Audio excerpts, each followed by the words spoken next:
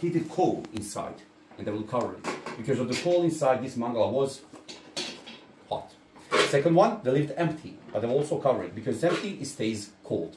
So always and in every occasion, you got hot and cold mangala. This is a dish for coffee. It's called jezva. As you already know, people here, we are addicted to coffee. We drink coffee always and in every occasion. In the morning, evening, dawn, midnight. It's like a drug to us. We just didn't start to put it intravenously yet. We will eventually. So they made a coffee in this dish. Every dish for coffee got the same shape, because this shape gives strength to the coffee. Like to drink strong coffee. It's a little bit narrow on the top, a little bit wider on the bottom. Only difference is in size. It depends how many people drink the coffee. So it could be size for 2, 4, 6, 10, 15 persons. It's made out of the copper. Inside, it's not a copper. Because if it's copper inside, you cannot use it for coffee. I mean, you can, but you will die. Not immediately, but eventually, because copper is a little bit poisonous. That's why they put a layer of tin inside. With the tin inside, found the silver coin inside the tin, you are safe, you can use it for coffee.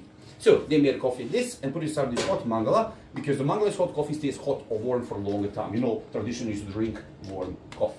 This one stays here, they make another one, and put it inside this cold mangala. Because the mangala is cold, coffee stays cold.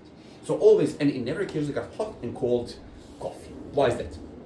Because when one of the men who lives here and he arrives with a job, for example, he was working all day long. When he comes over here, he wants to lay down, he wants to take a nap, take a rest. You know how it looks like when you've been working or traveling all day long. When you get home in a hotel room, you just want half an hour for yourself. It was the same thing at that time. But at that time, people didn't have phones or cell phones or internet. The guest couldn't call before he arrived. The guest just shows up on this door. But that guest, in that moment, he wasn't welcome. But this tired, but polite man, he won't say to his guest, "Get away, man. You're not welcome. Come later, come to work and say I'm tired." No, he would politely say to him, "Oh, good afternoon. How are you? Have a sit." But he would put him up cold coffee. Cold coffee was a sign that he's not welcome. Cold coffee was a sign that he need to leave this house immediately, without any wandering, questioning, fighting. When he tastes the coffee and he feels cold, he just said to himself, "Okay, I'm not welcome." He will stand up and go away.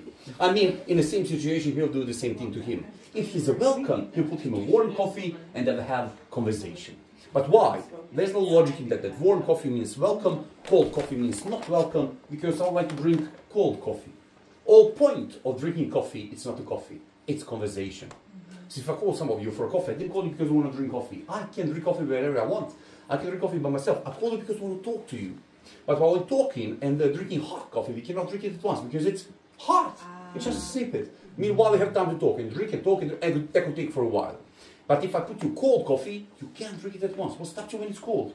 And if you finish your coffee immediately, if it's cold, you will finish your coffee immediately. That means when you finish your coffee, yes, bye-bye, and go away.